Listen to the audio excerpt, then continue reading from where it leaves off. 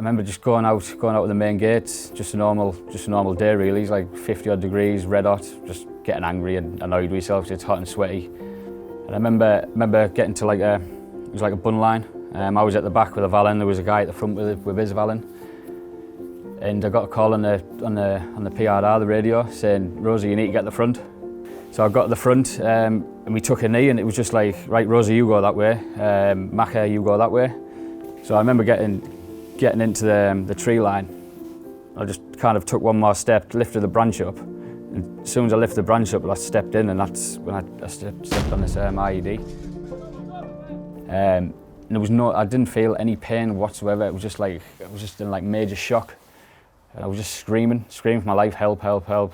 Then after about 10 seconds, that's when I felt all the pain. And it just felt like a blowtorch. It was like hitting me all over the body. I just remember the lads rushing over, giving me first aids and stuff like that. And I remember my leg, it was like, because this right leg that was blown clean off, this left leg was just non-existent. And I remember it like hanging over the side of the trailer.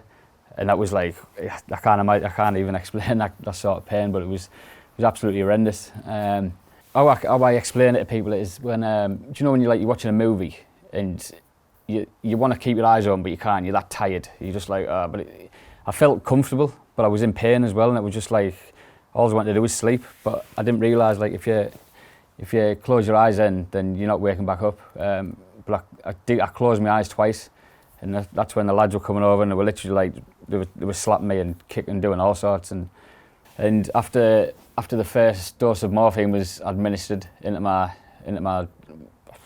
probably my left leg actually, I remember shouting to the lads, "I've still got my crown jewels," which they turned around and I remember they had a quick look. They said, "Yes, Rosie, you've still got them. Everything's still there."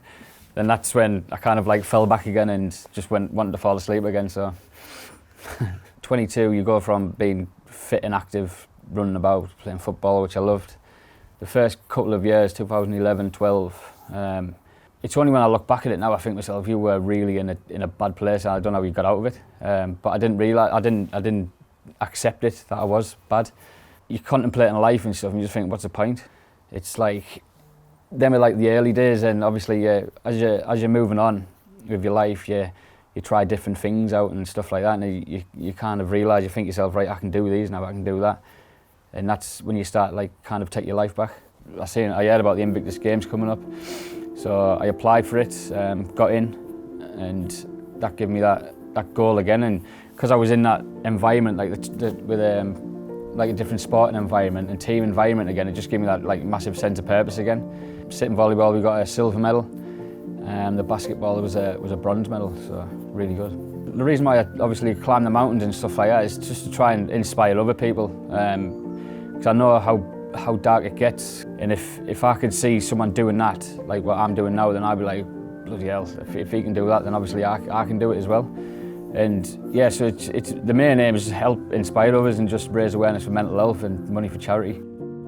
People always say hero, that it's shot about a lot, that word. I'm not fond of it. I mean, it's just, I've done my job in Afghanistan, got my legs blown off, and now I'm just trying to help others, like, because I know how dark it can get and how low people can get and stuff like that. And if I can help like one person by climbing a mountain and just being in pain for the whole 5 days, then I'm onto a winner. Even like joining the army, I'd sign back up now. I loved it.